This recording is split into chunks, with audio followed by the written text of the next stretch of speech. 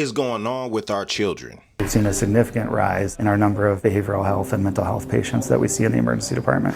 But we're seeing even younger and younger kids, 8 and 9-year-olds. While working in psych, I worked on the older adult unit, the adult unit, a chemical dependency unit, as well as a pediatric unit.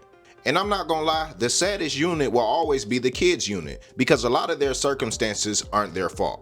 Be that as it may, we have no shortage of children mental health patients coming through the psych ward on a mass scale across the nation. And in a lot of these places, they're finding that staff is short, beds are short, and mental health issues like depression, anxiety, and suicide amongst our children are on the rise. So today we're gonna look at a hospital, and they're gonna walk us through how they take care of the children, what resources they use, what resources they lack, and then we're gonna talk about what it is that we need to do as a society to make sure that these things aren't an issue and the different ways in which we can attack it. What's good? My name is Jay Pitts. I'll talk about my experience having worked 7 years in psych, bringing it to a community where we can have open dialogue about how we can tackle the issues of the system outside of the system. While working in there, I had to agree to the rules of the system and a lot of times become a bystander to the things that I had no power to fix or to solve myself. A lot of times just aiding people with how they cope with the way that the system works or doesn't work. So without further ado, please make sure you like this video if you haven't already at this point. It's gonna help the algorithm so we can reach more like-minded individuals that love psych content, and be sure to definitely subscribe for more content. I got a lot of good stuff planned and coming towards you guys on a consistent weekly basis. So if you don't want to miss out on any of that stuff, be sure to become a subscriber. And without further ado, welcome to Jay's Psych Ward Stories. We are living in a psych ward. I'm quite sure this is psych ward. I'm quite sure. Okay, this video was posted on CBS News and it's called Inside an ER Psych Room. Let's get right into it and not delay. We do the best that we can here at Cook Children's. This is the last resort to come to the emergency department. We've seen a significant rise in our number of behavioral health and mental health patients that we see in the emergency department. But we're seeing even younger and younger kids, 8 and 9-year-olds. Anxiety and suicidal thoughts, thinking they don't belong and wish they were dead. Now, what do y'all think about that? They said we're receiving younger and younger patients, 8 and 9 years old, okay? The youngest patient that I've ever had experience with was 5, and I've seen multiple 5-year-olds. And in my opinion, when you're at that early stage of development, it's really hard to cast a psychiatric issue in most cases. A lot of times it's behavioral or environmental. It might have to do with their parents or something significant happening at home. Let me know what your guys' thoughts are about that in the comment section. 8 and 9 is very young. Bed space means physical bed space where we can house patients. We weren't able to double room people because of COVID, and so it even decreased the number of beds. No, it's very stressing. You feel terrible for the families when they're trapped here for hours, days on end trying to find placement. In our emergency department, we start in triage. We'll ask our screening questions, and if we deem them a high-risk patient based on their answers to those questions, they're assigned a one-to-one sitter. So yes, I'm very familiar with this questionnaire. I used to have to go through these questions with children. If they answer the questions in a way that show grave concern or that they could be a danger to themselves or others, they're immediately put on a one-to-one, and that means a staff has to stay within arm's length and follow them around and be with them for all of their daily duties 24/7. When shift changes, another tech comes and is with that patient and it's a clean handoff. It's like that. We tell our staff all the time that they do meaningful work by asking these questions and screening these kids. We're asking questions that children may have never been asked before, and no one may have ever known that they were struggling if no one had asked. For the year 2022 total, we screened 31,791 patients. The children who presented with a medical complaint that were non-behavioral health, 640 of those were deemed and identified as at risk for suicide. 22 of those were actively suicidal at that time. Now that might not seem like a lot, but when you think about it on the grand scale of things, and when you think about where a child is supposed to be, what a child should be doing. Now granted, we know people come from different places and spaces, all walks of life, economic stability or not. However, it is very, very alarming when a child does not want to be here anymore. That means whatever is happening externally in their environment is so grave, or at least it's perceived to be that way, that they are putting themselves in a mindset to be suicidal. That is not normal. That is not normal. Even adults, after living life and going through different experiences, suicidal ideations can be not necessarily rationalized, but at least fed through different social aspects of your brain as you come to that reality. We have caught so many children that came in for medical issues that have attempted suicide in the last 48 hours that want to die. We catch these kiddos that aren't presenting for behavioral complaints before they harm themselves. We also place them in rooms that are similar to the one you're looking at now. So we're in one of our behavioral health rooms. We have 5. They're special because they prevent harm. This is a psych safe room that allows us to cover outlets so people cannot harm themselves by sticking things in them to electrocute themselves. Our beds, so when the child is acting out or aggressive or trying to harm themselves or others, we have to restrain to keep them safe. These are the restraints that we use, and we apply them to their wrist and then secure them to this bed frame. Now, unfortunately, I have been a part of countless restraints when it comes to our pediatric unit. And whenever the restraints needed to happen, 9 times out of 10, it was because the child was a very grave danger to themselves or to others. And I just don't like the idea of tying children down at all, tying anybody down for that matter. But I will say, I was one of the technicians that volunteered to be strapped down by my coworkers so that they could not only be properly trained, but so that I can know what it's like. Because no matter what, when you're strapped down against your will, it does something to you. It can bring out this primal aspect of panic and of survival, which is why it's very important that the people that are there in those positions to help are soothing, calm, not antagonizing, not being intimidating, but reassuring, keeping things at a low level. My nickname in that hospital was the patient whisperer.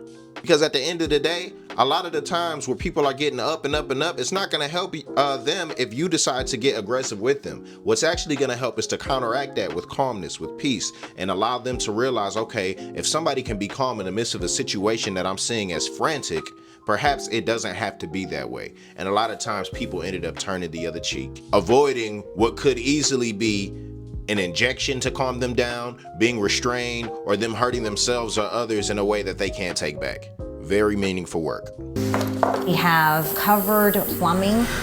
There was incidents in other areas where children were tying ligatures around those and hanging themselves from the plumbing underneath the sinks. We enclose our TVs in a lockbox so they can't harm themselves with the glass by breaking the glass on the TV or using it as an object to throw at staff members. Look at the amount of measures that they have to go through for safety. And I can guarantee you right now that they are not doing too much. Our kids unit was very much so protected. The heaviness of the chairs, so they couldn't just pick them up. You know, there's countless things, including the outlets and how the sinks are designed, the way the TVs are enclosed, so that they don't become destructive, because children have boundless minds. So when they think about acting out, they a lot of the times, in my experience, will go for whatever they can get their hands on. And whatever little knowledge they have about something working, they can become clever. And sometimes it's for attention, but it's a child's mind. So they're not thinking about the entire ramifications of their actions, nor do they truly understand a lot of the times what it means to take their own lives. So you have to take these precautionary measures, especially with our children.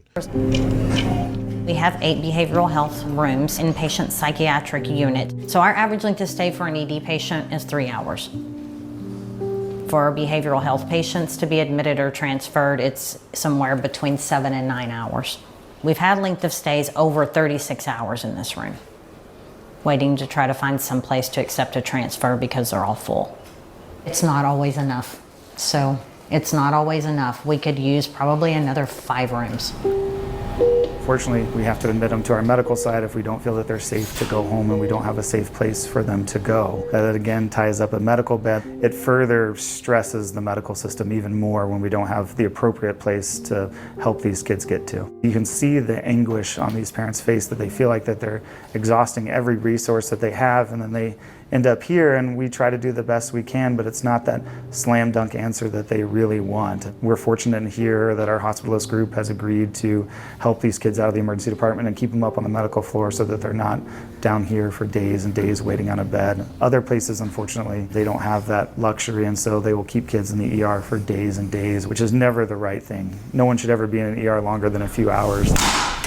means that the system's broken. Shout out to the staff in that hospital, man. They are well intentioned and they do want to do good work and protect these children. You can hear the passion and the concern in their voices. However, in my opinion, I feel like we run into an issue when we're dealing with behavioral health in children, especially when we start talking about, hey, we need more hospitals, hey, we need more beds. And granted, that would solve the immediate issue of the floodgates that are being filled and ready to burst as these children have no place to go, and it ends up with you're waiting long in the ER, you're being held in rooms for longer than possible, you're being denied treatment and sent to other places that might or might not be able to take you. And it's like, is the real solution to build more beds, build more facilities? You know, in my mind, it immediately goes to, okay, if we're seeing more crime, let's build more prisons. And it's just like, if people are drinking water from a well and are getting sick, and then after they get sick, they go to the doctor for medication, but you don't change the fact that they go and drink from that well, you're not really solving the problem, but you're just addressing the symptoms. And I know these workers, and much like myself, can't jump into other people's home lives and change things around. You know, if dad is missing, if mom is missing, if somebody passed away, parents are sometimes on drugs, if there's abuse going on in the home.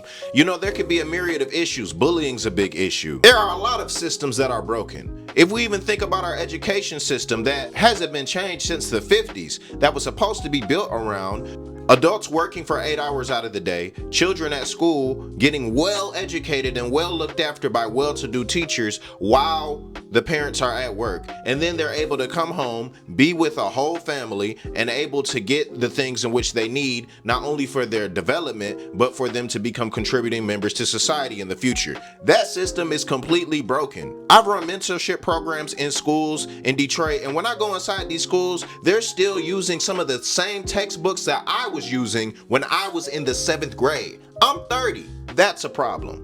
So when we start thinking systematically about things, we can't just increase the resources at the institutions that address the symptoms of what's happening. We have to go to the well and address the toxicity that's there. Whether it's in the home, in the school, in the child, we have to get down to that level. And the truth is, there are community resources out there. There's outpatient therapy. There's different groups that your child can be involved in where they can discuss some of their issues with like-minded individuals led by trustworthy professionals. I get a lot of parents can be tired. A lot of parents don't have answers themselves. A lot of parents should have received mental health services themselves as well. So it ends up being the blind leading the blind in a lot of aspects, and we end up just relying on the institutions that our government and our state and our country has to do what we cannot. But it's not enough because we think so much as individuals and we don't think from a communal aspect, and that's for a lot of reasons. There's a lack of trust in